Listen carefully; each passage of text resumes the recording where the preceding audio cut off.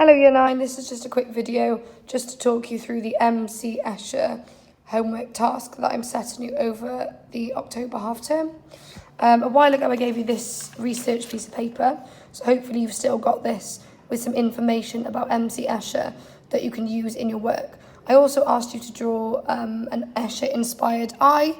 Escher obviously has a skull in the centre of his eye, and I'd quite like you to do another one now you've improved your drawing ability and to add something interesting into the eye. So I just wanted to make this video just as a reminder and just to let you know the expectations for creating this research page in your book. So I want you to make sure that you don't use the first page of your book, but then you open to the double page. You can write a title, MC Escher, make sure you've spelt the name right. You can then add your eye drawing and the picture that I gave you. I've given most of you another picture of these. There's also some pictures on that sheet that you're allowed to cut out. I've then added MC Escher's picture and the one off the sheet as well. You can arrange this however you like. This is just my example to show you how to put together a creative research page. I've also added some information about what my eye was inspired by, and then I have added some drawing techniques underneath.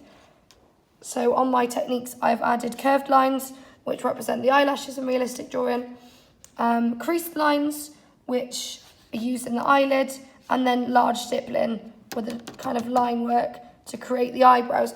And it's really important in the research page, to use this as an informative exercise that will support your learning and remind you of things when you come back to when you go forward to drawing your portraits.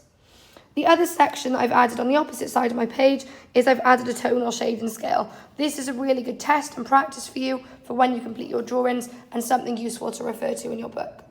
You can then add some facts and information next to Escher's picture wherever you put it.